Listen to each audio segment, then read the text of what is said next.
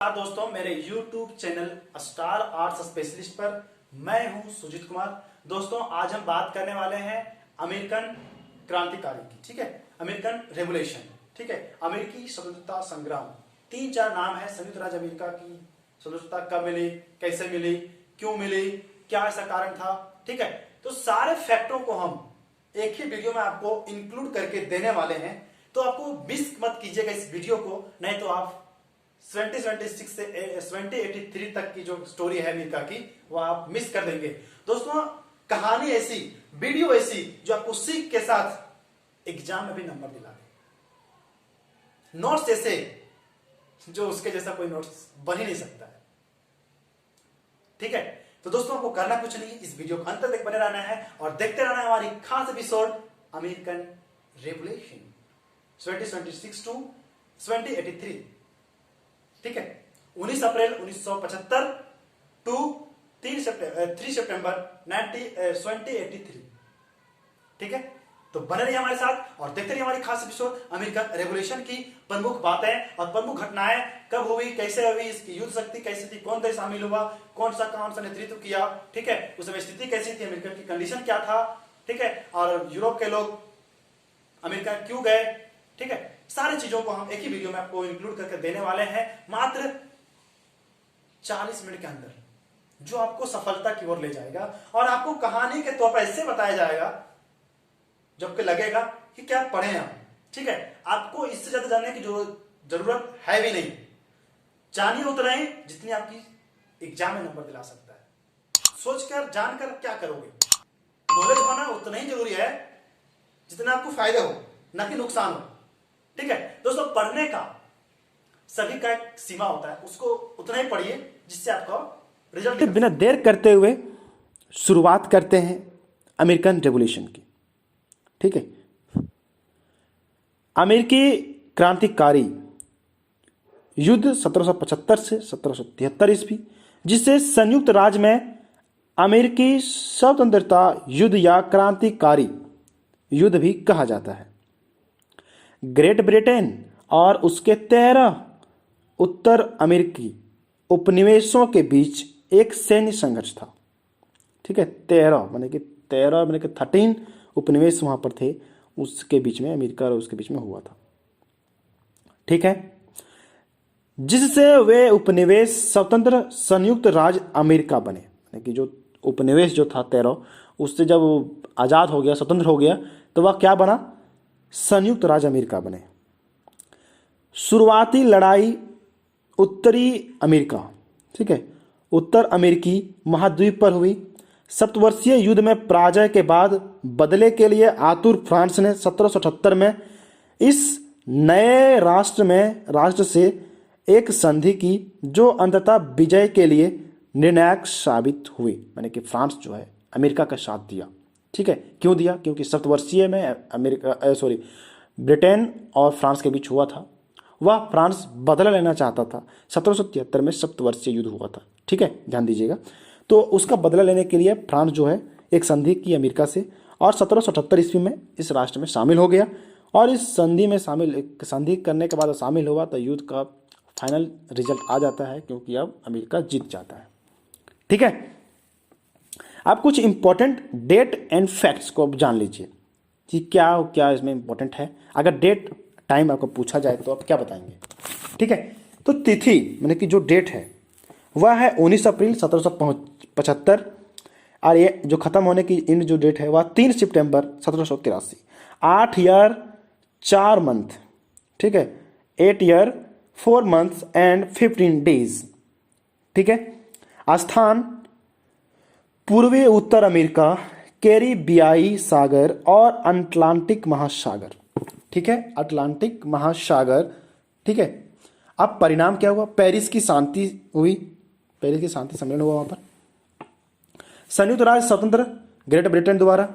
ठीक है, क्षेत्रीय बदलाव, क्या बदलाव हुआ भाई, मतलब कि कुछ ऐसे देश थे जो उसका सीमा इससे लगता था, लेकिन वह जहाँ राज करता तो कहीं दूसरे राज्य पर, तो बदलाव हुआ।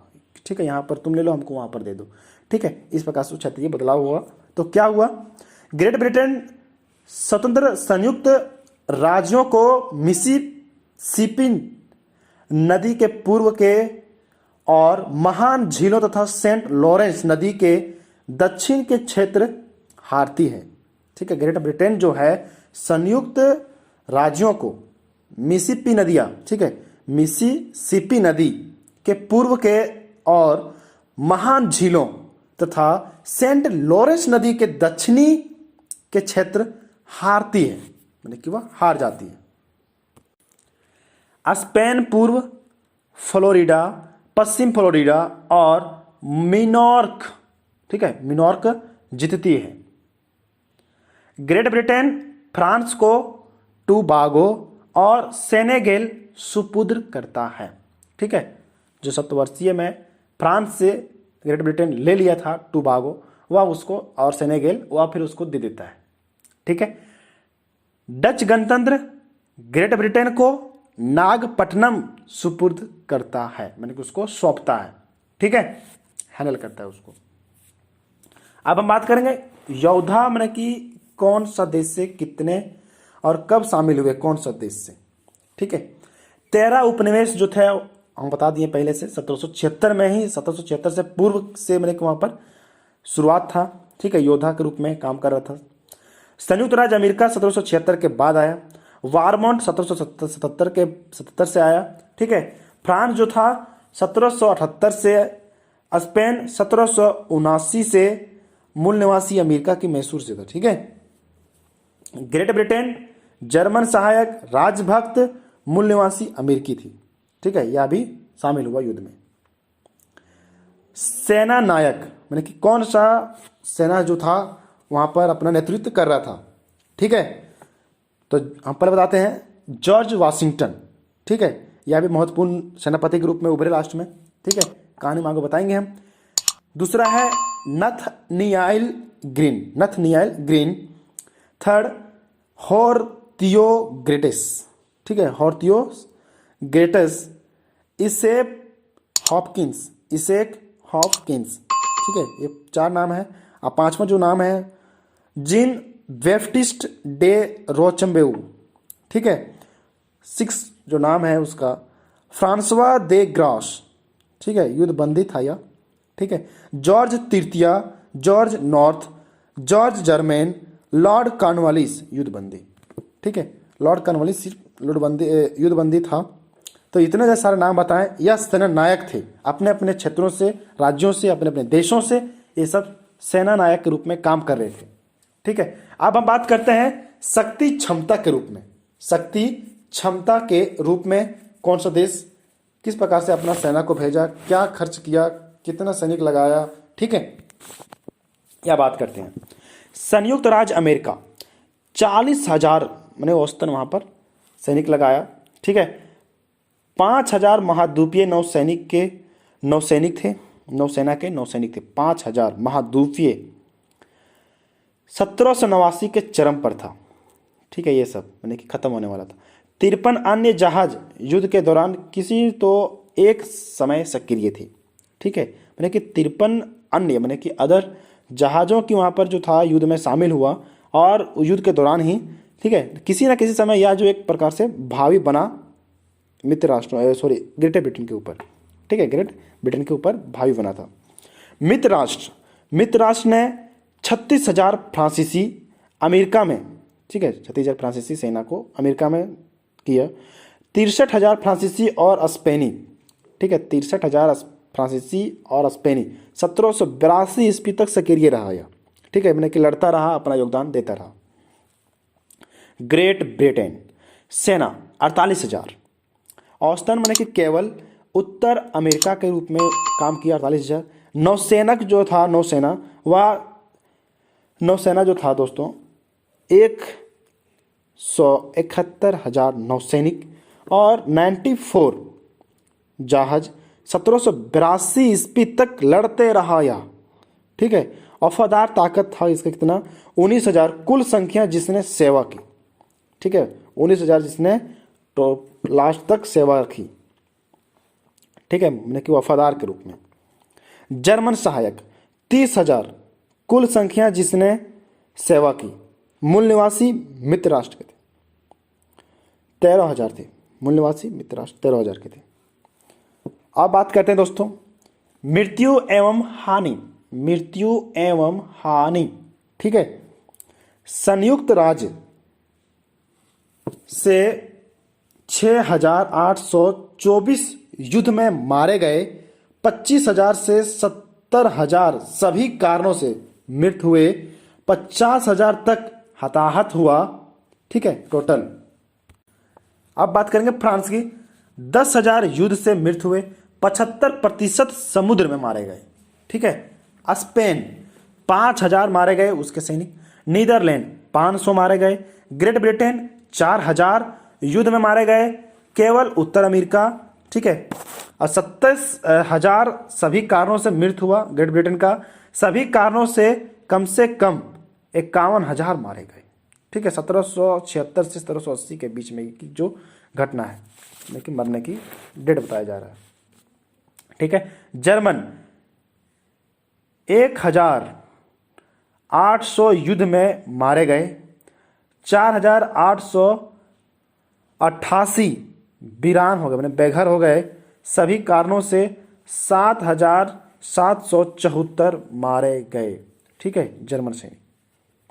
अब बात करते हैं कुछ इसकी इंपॉर्टेंट फैक्ट। अमेरिका के स्वतंत्रता युद्ध ने यूरोपीय उपनिवेशवाद के इतिहास में एक नया मोड़ ला दिया। उसने अफ्रीका, एशिया एवं लैटिन अमेरिका के राज्यों की भावी स्वतंत्रता के लिए एक पद्धति तैयार कर दी। इस प्रकार अमेरिका के युद्ध का परिणाम केवल इतना ही नहीं हुआ कि 13 उपनिवेश मात्र देश ब्रिटेन से अलग हो गई, बल्कि वे उपनिवेश एक तरह से नए राजनीतिक विचारों तथा संस्थाओं के प्रयोगशाला बन गए, ठीक है। पहली बार 16वीं 17वीं शताब्दी के यूरोपीय उपनिवेशवाद और वाणिज्यवाद को चुनौती देकर विजय प्राप्त की, ठीक है। यानी कि ब्रिटेन को आज तक इससे पहले कोई भी हराने का दुस्साहस किसी में नहीं था, लेकिन 16वीं शताब्दी ईस्वी में कोई हराया तो वह था अमेरिका, ठीक है। किसको हराया? ब्रिटेन को, ठीक है। अमेरिकी उपनिवेशों का इंग्लैंड के आधिपत्य से मुक्ति के लिए संघर्ष इतिहास के अन्य संघर्षों से भिन्न था। यह संघर्ष ना तो गरीबी से उत्पन्न हुई और ना तो असंतोष का परिणाम था, और ना यहाँ की जनता सामंतवादी व्यवस्था से पीड़ित थी, ठीक है। अमेरिकी उपनिवेशों ने अपनी स्वतंत्रता और व्यवहार में स्वतंत्रता बनाए रखने के लिए इंग्लैंड सरकार की कठोर उपनिवेशिक नीति के विरुद्ध संघर्ष किया था, ठीक है। सिंपल सी बात है दोस्तों कि वहां की जो जनता जो युद्ध है हुआ, और वो किसी से नाखुश वगैरह या फिर जो बोलते हैं असंतोष की भावना होना सामंतवादी के रूप में या किसी रूप में, ये सब कुछ नहीं था। वहां के लोग फ्रीडम थे पहले से, उसी रूप में रहने के लिए स्वतंत्रता का मांग किया, ठीक है, और संघर्ष किया। अमेरिका का स्वतंत्रता संग्राम विश्व इतिहास की एक महत्वपूर्ण घटना है, ठीक है।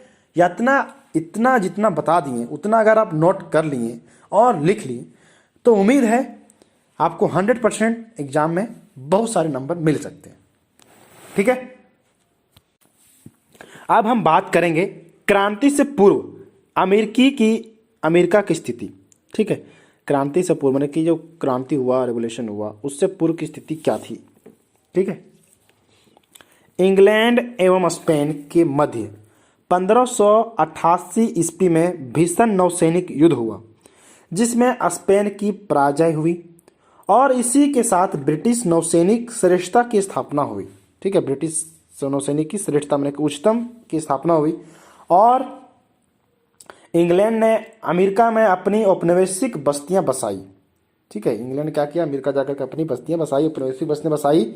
1775 ईस्वी तक अमेरिका में 13 ब्रिटिश उपनिवेश बसाए जा चुके थे, ठीक है।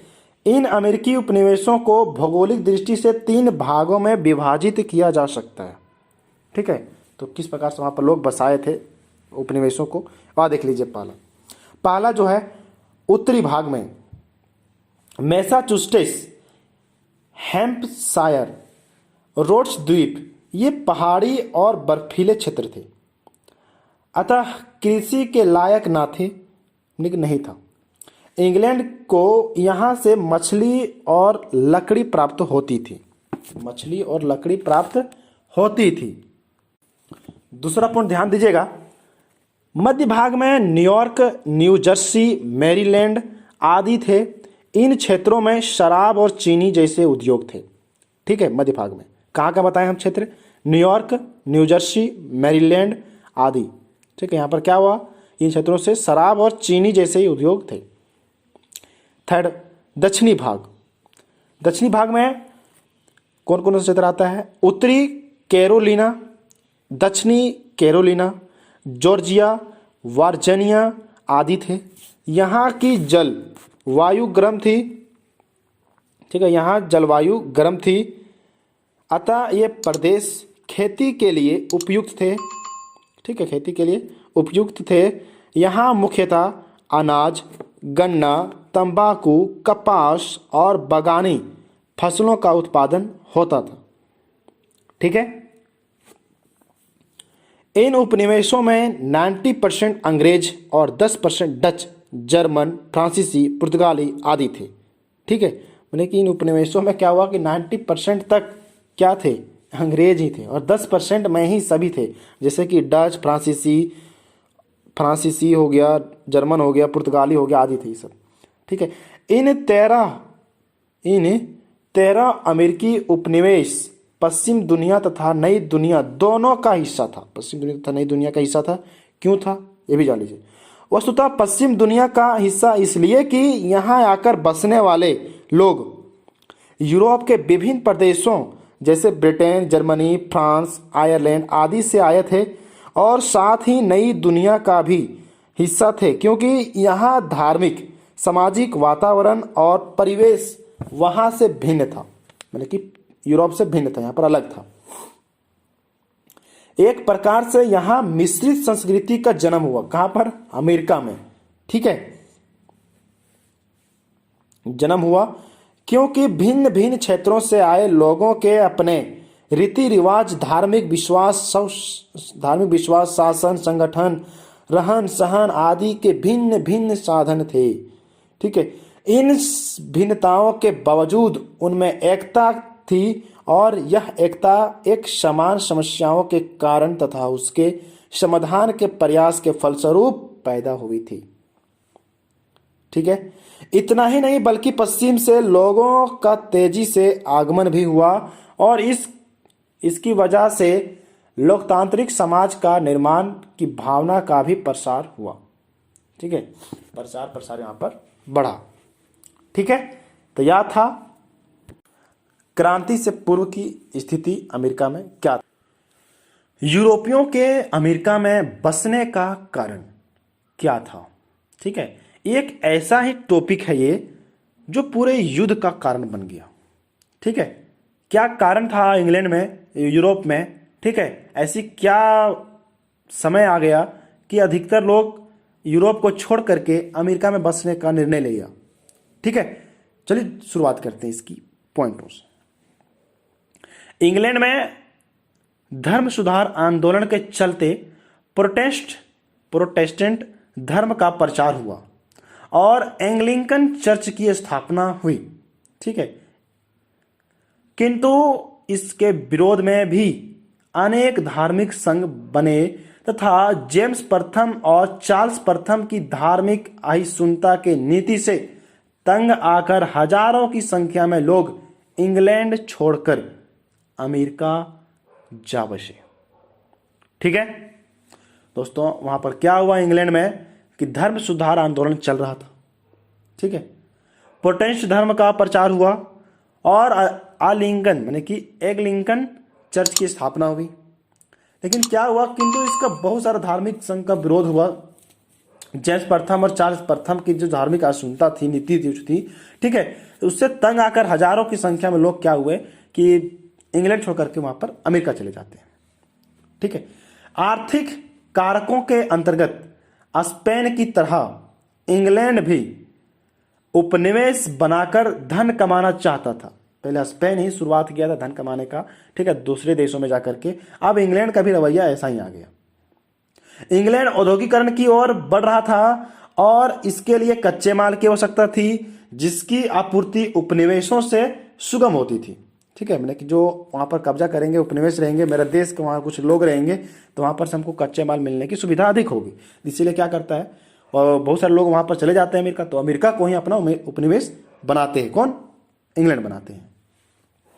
तो बना लेता है अमेरिका को उपनिवेश इंग्लैंड। आगे देखते हैं अब,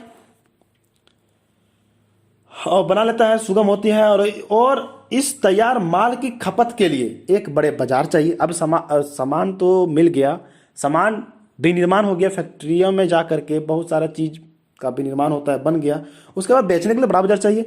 अब बड़े बाजार की जरूरत थी। ये अमेरिका बस्तियां इन बाजारों के रूप में भी काम आती थी। ठीक है, तो अमेरिका की बस्तियों में भी सामान मैंने कि अमेरिका से कच्चे माल लाओ, ब्रिटेन में बनाओ और फिर अमेरिका में जाके बेचो। ये नीति वहां पर शुरू हो गई। ठीक है, ब्रिटेन में, थर्ड पर नोट कीजिएगा, ब्रिटेन में स्वामित्व की स्थिति में परिवर्तन आया। क्या आया? फलतः बहुत किसान भूमिहीन हो गए।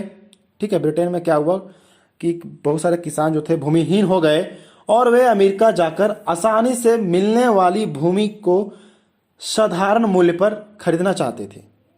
ठीक है, भूमिहीन कृषकों के साथ साथ भिखारियों एवं अपराधियों की संख्या निरंतर बढ़ती जा रही थी। क्या हुई? बढ़ती जा रही थी भिखारियों एवं भूमिहीन की। जब ब्रिटेन में औद्योगिकरण हुआ तो फिर बहुत सारी जमीन को छीन लिया गया किसानों से, तो भूमिहीन हो गए। तो अपना घर बसाने के लिए चलो अब अमेरिका चलते हैं, ब्रिटेन में गुजारा होने वाला नहीं है। ठीक है, अब चल जाता है वो सब।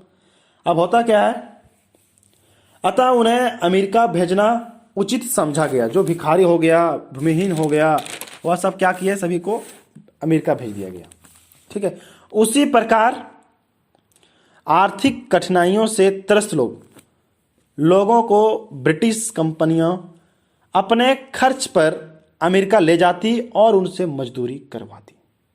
कहने का शाब्दिक अर्थ यह है दोस्तों कि जो इंग्लैंड में बेरोजगार है, भिखारी है, भूमिहीन है, इन सभी को अमेरिका ले चलो अपने खर्चे करके और वहां पर लोगों से मजदूरी करवाओ। मैंने कि गुलामी जिस प्रकार से होता है उस प्रकार से मैंने कि जो गुलाम अपने अंदर कर लो उसको और फिर ले चलो किसानी को मजदूरी कराने के लिए। तो यह था दोस्तों एक फैक्ट, जो यूरोप से लोग अमेरिका बसने के लिए मजबूर हो गए, या फिर इस नीति जो वहाँ पर धर्म सुधार आंदोलन चल रहा था, या बता सकते हैं कि क्या पॉइंट था। ठीक है, तो आप इस वीडियो को देखे होंगे अच्छे से, तो आपको उम्मीद है समझ में जरूर आया होगा। Thanks for watching my video.